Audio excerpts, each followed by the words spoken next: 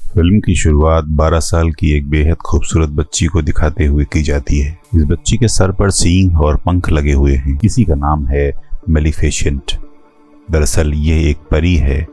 मेलिफिसेंट एक जादुई जंगल में रहती है, इसलिए उसे इस जंगल के बाहर की दुनिया के बारे में कुछ भी पता नहीं होता है। उसकी खूबसूरत दुनिया इस जंगल तक ही सीमित है और वो इस जंगल में बहुत खुश है। मेलिफिसेंट की तरह ही इस जंगल में कुछ बहुत विचित्र जीव भी रहते हैं।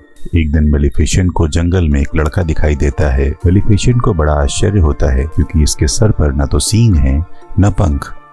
वो उससे पूछती है कि वो कौन है और कहाँ से आया है। वो लड़का उसे बताता है कि इस जंगल के बाहर एक किंगडम है, मैं वहीं रहता हूँ। मुझे इस जंगल में एक चमकदार हीरा दिखा, इसलिए मैं इधर आ गया। मेलिफिसेंट हीरा उससे वापस ले लेती है और कहती है कि मैं तुम्हें तुम्हारे किंगडम तक छोड़ कर आती हूँ। लड़का वहाँ से जाने को तैयार हो जाता है, लेकिन वो मेलिफिसेंट की खूबसूरती से प्रभावित हो जाता है। इसी के साथ दोनों हाथ मिलाते हैं। लड़के का हाथ छूते ही मेलिफिसेंट को कुछ करंट जैसा महसूस होता है। दरअसल उसे लड़के के हाथ में पहने हुई लोहे की अंगूठी से करंट लगा था। वो उस लड़के को बताती है कि लोहा परियों के लिए ठीक नहीं होता, लोहे से परियां जल जाती हैं। जंगल से बाहर आकर वो लड़का अपने किंगडम वापस चला जाता है, लेकिन लड़का जिस किंगडम में रहता है वो किंगडम इस जादुई जंगल पर कब्जा करना चाहता है।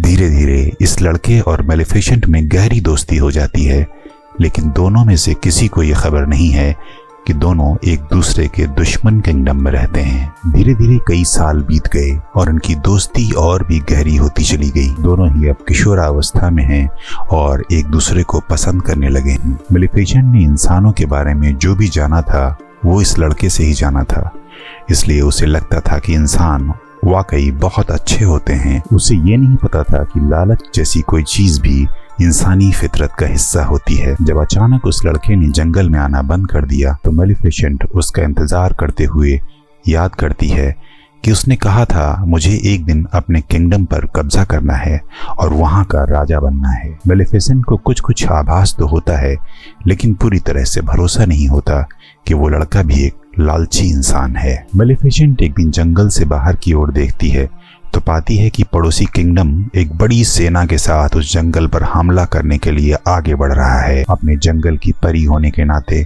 मेलिफिसेंट अपने जंगल की रक्षा करना भी जानती है। वो अपनी सारी शक्तियों को इकट्ठा करती है और राजा को चेतावनी देती है कि वो जंगल में प्रवेश नहीं कर सकता। राजा उसकी बात को मजाक समझते हुए आगे बढ़कर हमला बोल देता है, लेकिन जल्दी ही पता चल जाता है कि यह एक जादुई जंगल है और मेलिफिसेंट बिल्कुल भी कमजोर नहीं है। राजा की सेना वहां से डरकर भाग जाती है। अपने किंगडम में वापस आकर घायल और बूढ़ा राजा अपने लोगों को बुलाकर कहता है कि हम सभी लोग ये जानते हैं कि उस जंगल में बहुत सारी कीमती चीजें हैं, लेकिन मेलिफिसेंट के जिंदा रहते हुए उस पर कब्जा करना नामुमकिन है।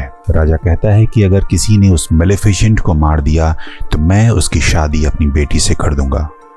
उनमें से एक लड़का स्टीफन बोलता है कि मैं उस जंगल में जाने के लिए तैयार हूँ। ये वही छोटा बच्चा है जो कभी मेलिफिसेंट का बहुत अच्छा दोस्त हुआ करता था। स्टीफन मेलिफिसेंट से मिलने के लिए जंगल जाता है और जब वहां पर मेलिफिसेंट उससे मिलती है तो वो पूछती है कि वो इतने लंबे अरसे तक कहाँ था, क्या उसे एक बार भी उसकी याद नहीं आई। स्टीफन कहता है कि उसे सब कुछ याद है, वो कुछ भी भूला नहीं है। वो बस ये बताने आया था कि राजा उसे मार देना चाहता है, उसे अपना ख्याल रखना चाहिए। मेलिफिसेंट उस पर भरोसा कर लेती है क्योंकि उसे इंसानी फितरत का कोई अंदाजा नहीं है। स्टीफन एक लालची इंसान है और वो मेलिफिसेंट को एक नशे की दवाई पिला देता है। मेलिफिसेंट बेहोश हो जाती है। स्टीफन एक चाकू से उस पर कई वार करता है, लेकिन मेलिफिसेंट पर कोई असर नहीं होता। अगली सुबह जब मेलिफिसेंट की आंख खुलती है तो उसे यकीन नहीं आता कि उसके पंख ही नहीं हैं और उस जगह पर गहरे घाव बने हुए हैं। वो जोर जोर से रोती है। इधर स्टीफन मेलिफिसेंट के पंखों को लेकर राजा के पास आता है और बोलता है कि मैंने अपना वादा पूरा कर दिया। राजा स्टीफन को इस किंगडम का नया राजा घोषित कर देता है। दूसरी तरफ मेलिफिसेंट पंखों के चले जाने से काफी कमजोर हो गई है। इसी बीच एक और घटना घटित होती है। कुछ शिकारी कुत्ते जाल में फंसे एक कौवे पर भौंक रहे हैं। इस कौवे को छटपटाता देखकर मेलिफिसेंट इसे जादू से एक इंसान बना देती है। वो जाल से बाहर आ जाता है और मेलिफिसेंट से कहता है कि आपने मेरी जान बचाई है तो मैं भी अपनी पूरी जिंदगी आपके नाम करता हूँ। मेलिफिसेंट भी खुश हो जाती है और उसका नाम डिएवल रख देती है। डिएवल उसका गुप्तचर बनकर उसे सारी खबरें देता रहता है। मेलिफिसेंट को अब पता चल गया है कि स्टीफन ने राजा बनने के लालच में उसके पंख काट लिए थे। इसके बाद उसे इंसानों से घृणा हो जाती है। इधर स्टीफन की शादी भी राजा की बेटी से हो चुकी है और उसे एक बेटी भी पैदा हुई है। जश्न के माहौल में मेलिफिसेंट भी महल में दाखिल हो जाती है और उस नन्ही बेटी के पास जाकर कहती है कि 16 साल की उम्र में तुम्हें एक सुई चुभने से मौत हो जाएगी। स्टीफन ये सब सुन लेता है और गिड़गिड़ाकर माफी मांगने लगता है। मेलिफिसेंट बहुत नाराज है, लेकिन अभी भी उसे एक सॉल्यूशन देकर जाती है कि अगर उसकी बेटी को 16 साल की उम्र में उसका सच्चा प्यार मिल गया तो वो बच सकती है। स्टीफन बहुत डर जाता है और 3 छोटी छोटी परियों को बुलाकर कहता है कि मेरी बेटी को सुरक्षित कहीं और ले जाओ और 16 साल की आयु तक इसकी रक्षा करो। इसके बाद वो मेलिफिसेंट से बदला लेने के लिए जंगल पर आक्रमण करने के लिए पूरी सेना लेकर निकल पड़ता है। लेकिन अब मेलिफिसेंट ने जंगल के बाहर एक जादुई सुरक्षा कवच बना लिया था। इसको पार करके कोई भी इंसान अंदर नहीं आ सकता है। इधर वो 3 परियां स्टीफन की बेटी ऑरोरा को लेकर काफी दूर निकल गई हैं, लेकिन मेलिफिसेंट को सब पता होता है। मेलिफिसेंट उस छोटी सी बच्ची को डराने की कोशिश करती है, लेकिन वो बच्ची डरने के बजाय हंसने लगती है। क्योंकि मेलिफिसेंट कोई बुरी औरत नहीं है, इसलिए वो भी बच्ची से थोड़ा अटैचमेंट महसूस करने लगती है। बच्ची की देखभाल करने वाली परियां थोड़ी लापरवाह होती हैं, लेकिन हमेशा सही समय पर पहुंचकर मेलिफिसेंट ही बच्ची की जान बचा लिया करती है। धीरे धीरे वो प्रिंसेस बड़ी होने लगी और अब वो 15 साल की हो चुकी है। शाप का असर होने में बस 1 साल का समय बाकी है। प्रिंसेस ऑरोरा ने अभी बाहर की दुनिया नहीं देखी थी। जिज्ञासावश वो इधर उधर घूमकर पूछती है कि क्या उसे कोई सुन सकता है। मेलिफिसेंट ये सब सुनकर उसके सामने आती है। प्रिंसेस चिल्लाते हुए कहती है कि आप तो वही हैं जो हमेशा से मेरा ख्याल रखती आई हैं, लेकिन आप मेरे सामने क्यों नहीं आती? आप तो मेरी गॉड मदर हैं। ये सुनकर मेलिफिसेंट भी खुश हो जाती है और अब उसे और ज्यादा अटैचमेंट महसूस होने लगता है। मेलिफिसेंट अब बिल्कुल भी नहीं चाहती कि उसके द्वारा दिया गया शाप कभी भी सच हो। धीरे धीरे वो दोनों माँ बेटी की तरह एक साथ रहने लगती हैं। प्रिंसेस ऑरोरा जब सो रही थी तो मेलिफिसेंट अपनी पावर का इस्तेमाल करके अपना शाप वापस लेने की कोशिश करती है, लेकिन वो नाकाम रहती है। उसे बहुत निराशा होती है, लेकिन अब वो ये चाहती है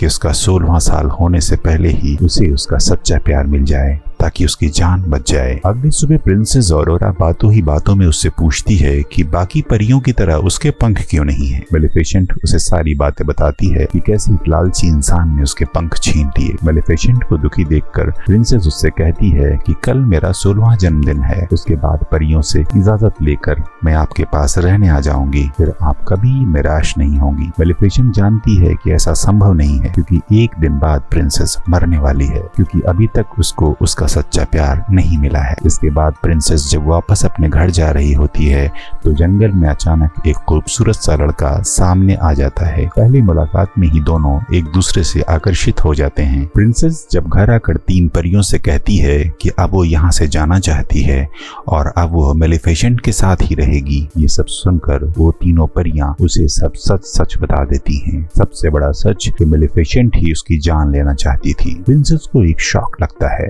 वो मेलिफिसेंट के पास जाकर पूछती है कि सच्चाई क्या है। मेलिफिसेंट भी उससे सब कुछ सच बता देती है, लेकिन साथ ही साथ ये भी बताती है कि अब वो ऐसा कुछ नहीं चाहती है। वो तो चाहती है कि प्रिंसेस हमेशा खुश और सुरक्षित रहे। प्रिंसेस बहुत निराश और आहत हो जाती है। वो अपने पिता राजा स्टीफन से मिलने के लिए किंगडम चली जाती है। वो बहुत खुशी खुशी अपने पिता से मिलती है, लेकिन स्टीफन इस बात से बेहद नाराज है कि उसे सिर्फ 16 साल पूरा होने के बाद ही आना चाहिए था, लेकिन वो अभी भी एक दिन पहले ही आ गई है। प्रिंसेस को एक ऐसे कमरे में बंद कर दिया गया है जहाँ कोई भी नुकीली चीज नहीं है और सभी को उस कमरे में जाने के लिए मना कर दिया गया, लेकिन होनी को कौन टाल सकता है। ठीक समय पर प्रिंसेस पर शाप का असर होता है और वो खुद ब खुद उस जगह पर चली जाती है जहाँ नुकीले सुइयों वाले कई सारे पहिए पड़े होते हैं। शाप में तो प्रिंसेस ऑरोरा एक सुई को छू लेती है, सुई चुभती है और वो बेहोश हो जाती है। राजा इस खबर से बहुत परेशान हो जाता है, क्योंकि उसे पता है कि अब उसकी बेटी